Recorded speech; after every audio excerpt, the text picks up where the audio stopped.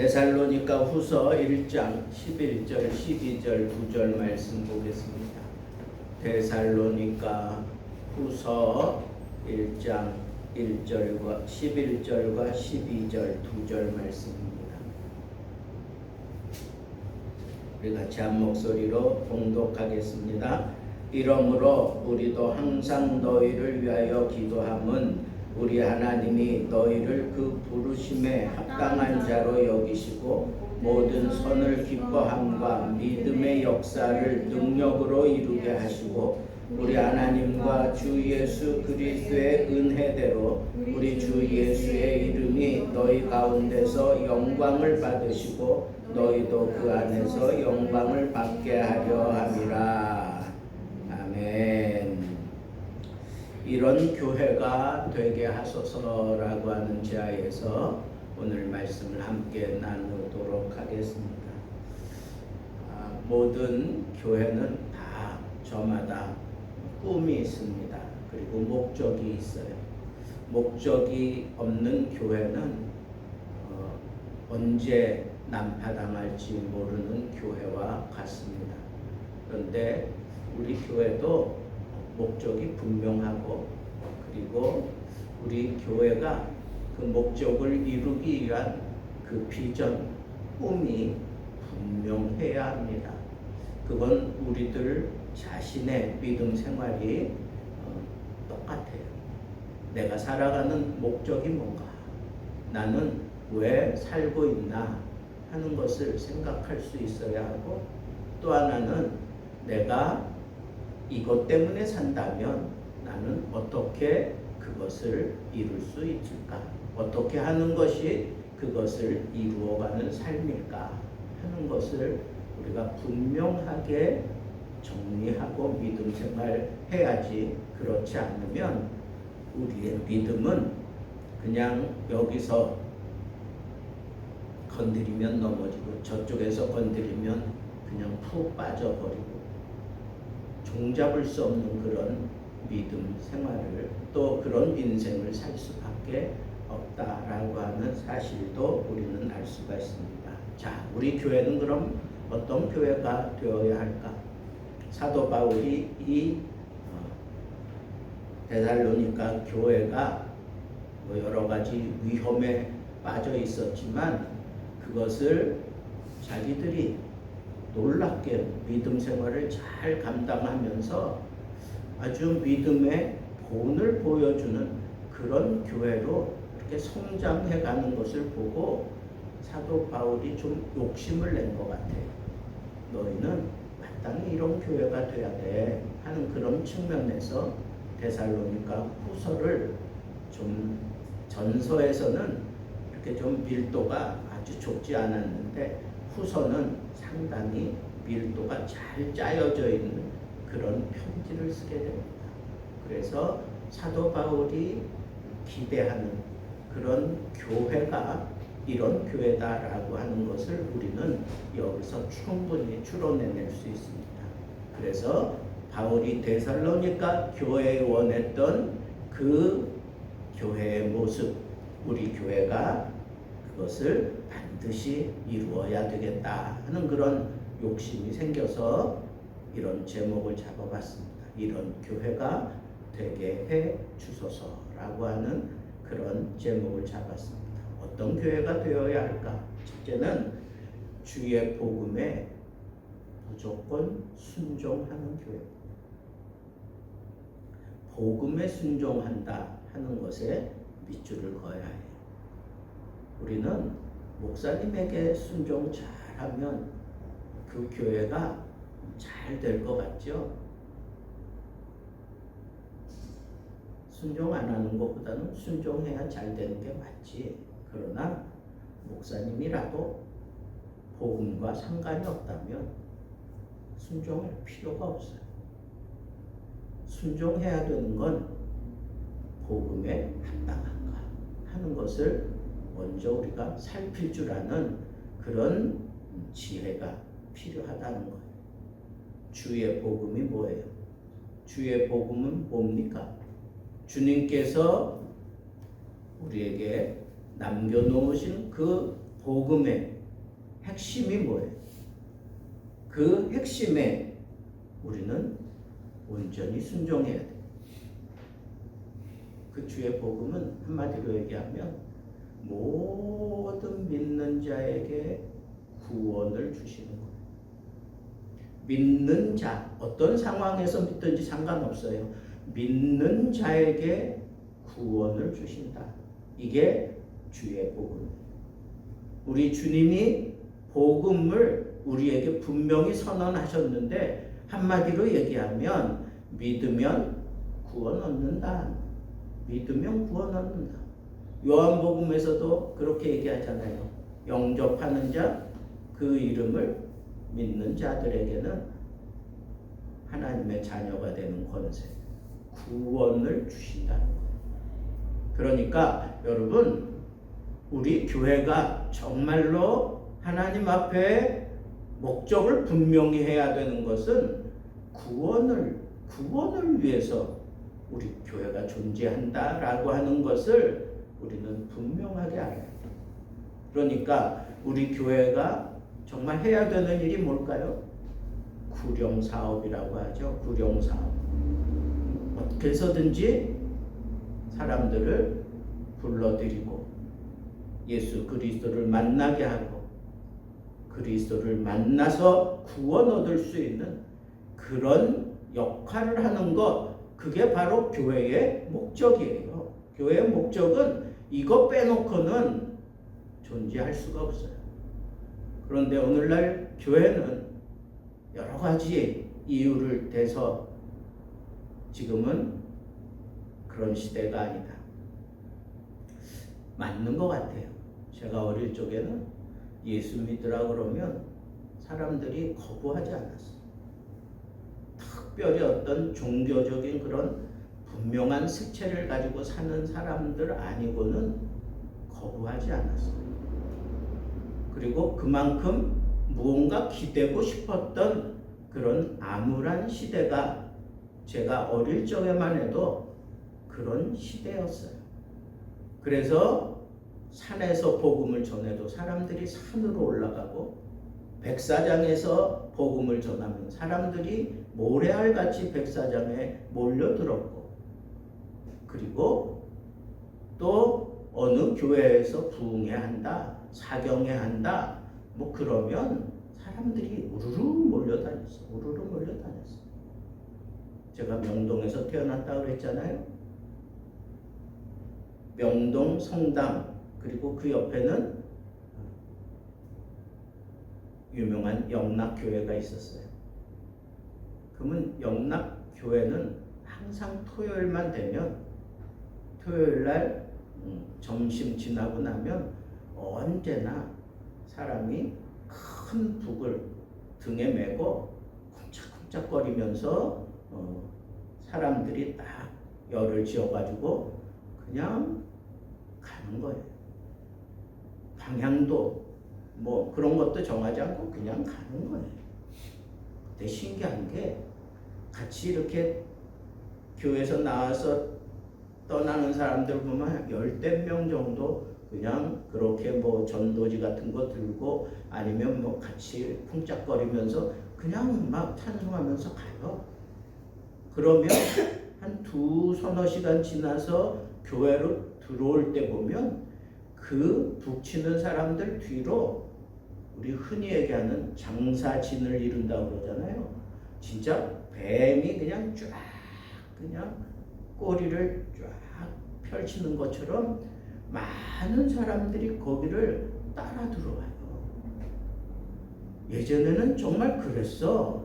그렇게만 해도 전도가 됐고, 그렇게만 해도 사람들이 교회를 따라 들어오고, 거기서 또 잘 가르치고, 그리고 교회 생활하면서 사람들이 뭔가 달라지기 시작하고 변화되는 모습을 저는 동네 사람 가운데 나중에 거기 합류해서 들어갔다가 믿음 생활 시작하게 된 사람 보니까 이 사람이 정말 놀랍게 변하더라고요. 놀랍게.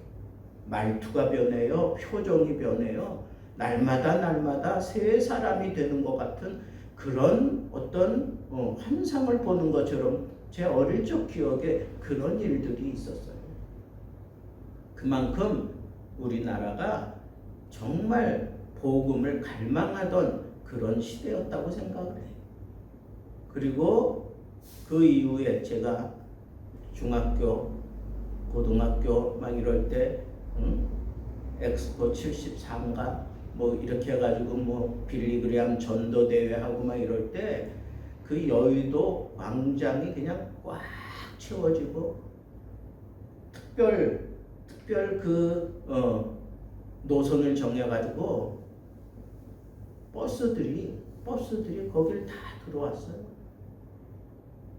그럴 정도로 또 공적인 방송에서 그 집회 심상치 않거든. 이렇게 몰려드는 거 보니까.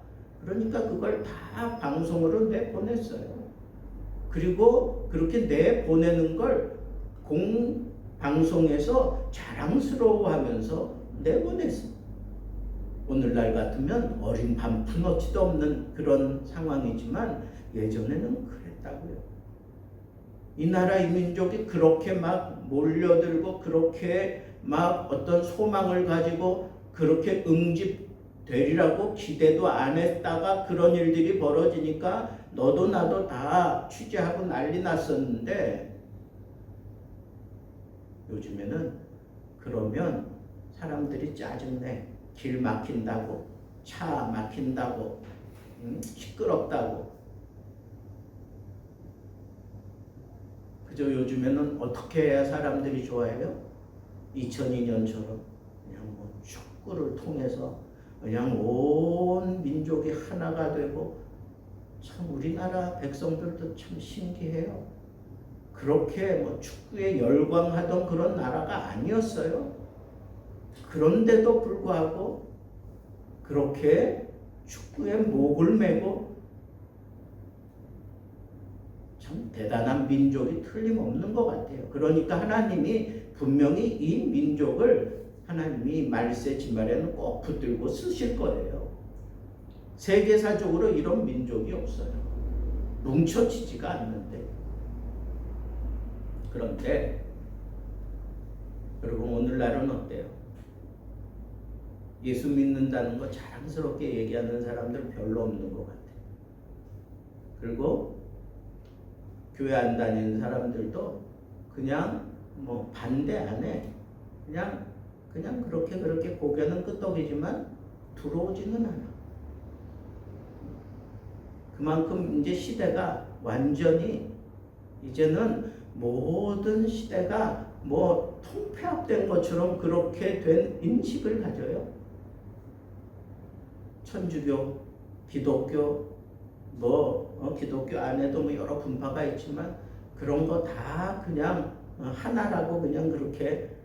그리고 또 나아가서는 뭐 불교, 뭐 다른 종교가 다 뭐 하나가 되고 끝에 가면 똑같은 거다. 뭐 이런 얘기들이나 하고 사람들이 또 그것을 안 믿는 사람들이 그걸 또 좋게 받아들여요. 여러분 이런 시대에 기독교가 자기 명맥을 분명히 하면서 기독교만의 확실한 그런 진리를 증거해야 되는데 참 그러기 힘든 시대를 우리가 지금 살아가고 있다는 거예요. 복음, 주의 복음, 그게 뭐예요? 믿음으로 구원받는다는 거. 예수님이 3년 6개월 동안 혹은 3년 동안 정말 애를 쓰고 노력하면서 심어놓은 게 뭐예요? 나를 믿으면 구원 얻는다. 내가 곧 길이요 진리요 생명이다 라고 하는 이 분명한 사실을 왜 예수님이 강조했을까요? 나를 믿으면 구원받는다. 오늘날 우리들도 마찬가지예요. 바로 그 복음을 전해야 돼. 예수가 길이다. 우리 인생의 길이야. 예수가 참 진리다. 이거 증거해야 돼. 그리고 예수만이 참 생명이다 라고 하는 걸 분명하게 전해야 돼. 우리 교회의 존재 목적이 뭐냐? 바로 이걸 하는 거야. 이걸. 예수를 통한 구원, 예수 외에는 다른 구원의 길이 없다 하는 걸, 이걸 가르치는 거예요. 이걸 증거하는 거라고. 교회는 바로 이게 목적이어야 해요. 그래서 믿음으로 구원 얻는다고 하는 것을 가르치기도 하고, 또 사람들에게 찬양을 통해서 들려주기도 하고, 말씀을 통해서 선포하기도 하고, 또 내 삶의 자리에서 사람들에게 이 복음의 진리를 분명하게 제시하고 증거해서 그 사람들이 구원받게 만든 그것이 바로 교회의 존재 목적이다. 이걸 살려내야 돼. 이걸 다시 살려내야 돼. 어떻게 해서든지 교회는 이 일을 해야 합니다. 두 번째로 어떤 교회가 되어야 되는가?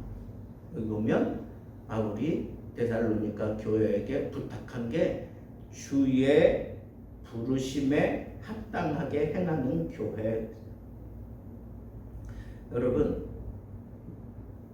예수로 구원 얻는다라고 하는 거 선언하는 거고, 그 다음에 조금 더 디테일하게 들어가면 뭐냐? 부르심이라고 하는 거. 부르심. 우리 주님이 당신을 부르십니다. 이걸 설득시켜야 돼요. 그러니까 부르심에 합당하게 행한다라고 하는 것은 나를 불러주신 그 하나님이 당신을 부르고 있습니다 라고 하는 것을 설득시킬 수 있는 그런 교회가 되어야 된다. 그런데 이 부르심은 분명한 결과가 있어요. 부르심의 결과가 뭐예요? 부르심의 결과는 두 가지 측면에서 나타나. 첫째는 이 부르심에 내가 순응하면 첫 번째 나타나는 모습은 통회하고 자복하고 회개하는 것. 그러니까 진정한 부르심을 통해서 나타내 보여주는 것은 뭐냐? 통회하고 자복하고 회개하는 것. 여러분, 우리가 설교를 할 때 이 설교 가운데 부르심의 요소가 언제나 거기에 담겨져 있어야 돼요. 부르신다 이거야, 부르신다. 그래서 설교를 들으면서 아, 주님이 나를 부르시는구나. 이게 부르심을 통해서 구원 얻는 사람이라면 내가 통회하고 자복하고 회개해요. 그런데 구원 받은 사람들도 우리 주님께서 불러요. 수고하고 무거운 짐진 자들아 다 내게로 오라. 우리 주님의 부르심, 믿는 자들도 부르신다고 잘못된 자리에 있거나 아니면 슬픈 자리에 있거나 아니면 좌절된 상황에 있거나 이럴 때 우리 주님이 부르신다. 이 부르심에 내가 순종하는 것은 통회하고 자복하고 회개하는 것. 부르심을 통해서 분명하게 드러나는 것은 바로 통회, 자복, 회개하는 것. 그러니까 이 부르심에 합당하게 행한다라고 하는 것은 우리가 교회에서 설교를 하든지 찬양을 하든지 아니면 봉사를 하든지 헌신을 하든지 이 교회에서 교제를 하든지 이 가운데서 일어나는 모든 그런 행동을 통해서 사람들에게 부르심에 대한 이런 도전을 갖게 만드는 거예요. 대화하다가 통회하고 자복하고 눈물을 흘릴 수 있어야 돼요. 꼭 설교를 듣고 깨달아야만 통회하고 자복하는 게 아니에요. 대화 가운데 얼마든지 이 부르심의 요소가 있다는 거예요. 실망하여 엠마오로 내려가던 두 제자에게 우리 주님께서 찾아가서 설교하지 않으셨어요. 그냥 대화했어. 그리고 그들과 함께 떡을 나눴어요. 그러다가 그 사람들의 눈이 밝아졌어. 그 그리고 깨달아요. 설득당한 거야. 어떻게? 우리에게 이 복음을 전할 때 우리의 마음이 뜨거워지지 않았느냐? 우리의 눈이 떠졌다. 그가 준 떡을 먹음으로 인해서. 그러면서 뭐예요? 그 부르심에 이 사람들이 너나 할 것 없이 두 사람이 다 부르심이 합당한 그 자리로 가잖아요. 다시 예루살렘에 가서 거기서 복음을 위한 그런 사역을 계속하잖아요. 이게 부르심이라고. 그러니까 여러분, 내가 이 교회 생활하는 것 자체가 이 부르심을 위해 내가 쓰임 받는 거예요. 그러니까 우리 의식 가운데에는 여러분, 내가 찬양 인도한다고 칩시다. 찬양 인도하는 동안에 하나님이 내 찬양을 통해서 여기 앉아있는 모든 사람들을 부르신다, 부르실 수 있다 하는 이런 마음을 가지고 찬양해야 돼. 하나님이 어떻게 나를 사용할지 몰라. 내가 하나님 앞에 주보를 나눠주는 그런 그냥 일을 해요. 예배 전에. 그게 그 사람에게 아주 그냥 가슴에 팍 꽂히는 직격탄이 될 수도 있어. 여러분, 하나님은 항상 우리 인간을 향하여 언제나 불러요. 왜? 인간은 하나님의 뜻대로 제대로 살아가지 못하는 인간들이 너무 많으니까. 나는 목사지만 내가 하나님의 뜻대로만 살지 못해요. 그러니까 하나님이 나를 불러주시는 때가 있어. 마치 아담이 죄를 범하고 난 다음에 수치스러운 자기의 몸을 가리고 숨었잖아. 그때 하나님께서 몰랐을까요? 어디 있는지 몰랐어? 다 알지. 그렇지만 하나님이 아담아, 아담아, 내가 어디 있느냐? 라고 그렇게 부르잖아. 하나님은 지금도 우리를 불러주시는 분이에요. 그 불러주시는 그 하나님 앞에 우리가 합당하게 사는 것, 그것은 이 부르심을 우리가 제대로 인식하고 그 부르심에 온전히 행하는 사람마다 다 통회하고 자복하고 회개한다 그랬어요. 또 하나 있어. 이 부르심에 내가 온전히 합당하게 사는 모습은 어떤 걸까요? 그것은 이 부르심에 대한 인식이 생기고 그런 도전이 생기고 그런 깨달음이 생기면 기쁨이 터져나와요. 기쁨. 여러분 기뻐요? 내가 보니까 여러분들 다 지쳐있어. 기쁜 표정은 아니야. 여러분이 오늘 하루를 하나님의 부르심 속에서 온전히 살았어요? 하나님의 그 주재권에 맡기고 내가 온전히 그렇게 살았습니까? 힘들다고 어렵다고 짜증내고 그냥 무너진 모습으로 성전을 찾아온 거 아니에요? 어떤 상황에서든지 하나님의 부르심을 내가 경험하면 힘든 상황 속에서 하나님이 나를 부르시는 것을 더 적극적으로 느낄 수도 있잖아요. 그런 느낌을 내가 받았고 그 부르심이 나에게 위로가 돼. 수고하고 무거운 짐진 자들아 다 내게로 이렇게 불러주시는 그 주님의 음성이 내 귀에 들려져서 내가 주님께 모든 걸 맡기고 주님께 모든 것들을 다 맡기고 살아가면서 우리 주님이 요구하시는 그런 삶으로 내가 변화되고 그렇게 살아가는데 생각만 해도 기쁨이 터져 나오게 돼 있어요. 여러분, 부르심의 두 가지 양상은 통회하고 자복하는 것과 기쁨. 여러분, 부르심에 합당하게 사시는 그런 교회가 되기를 바랍니다. 마지막 세 번째는 우리 교회의 존재 목적은 하나님께 영광 돌리는. 저는 요즘에 역대상을 새벽 예배 때마다 강의하는데 저는 역대상이 이렇게 막 그냥 깊이가 있고 그리고 아주 영적인 도전이 강한 책인지 예전엔 미처 몰랐어요. 근데 요즘 그걸 많이 느껴요. 오늘도 이 레위 지파들의 그 행실과 그 사역을 통해서 하나님이 영광을 받으시고 또 영광 받으신 모습으로 우리의 삶을 영화롭게 만들어 주시는 그런 하나님을 저는 아주 강하게 느꼈어요.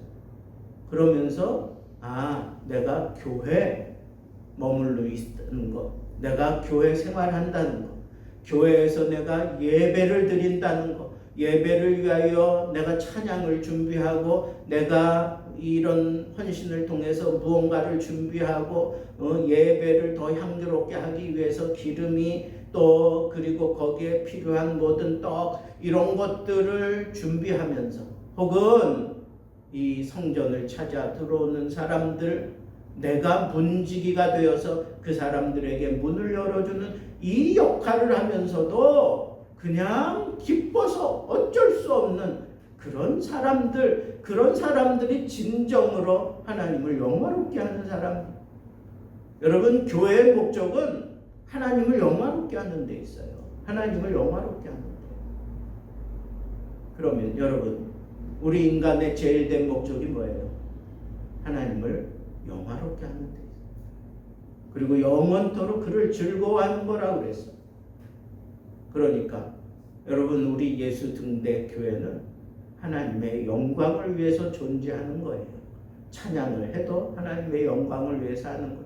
헌신을 해도 하나님의 영광을 위해서 하는 거예요. 설교를 해도 하나님의 영광을 위해서 하는 거예요. 봉사를 해도 하나님의 영광을 위해서 하는 거예요. 그런데 이 레위 사람들 혹은 성전에서 허드렛 일 하던 그 느디님 사람들, 그런 사람들도 다 어떤 능력을 얻어요. 하나님이 그들에게 능력을 주셔. 그런 능력을 받고 난 다음에 자기의 직분을 따라 헌신하고 충성하고 봉사하는데 힘을 다하여 한다. 힘을 다하여. 내가 맡은 일이 중요하기 때문에 힘을 다하는 게 아니야.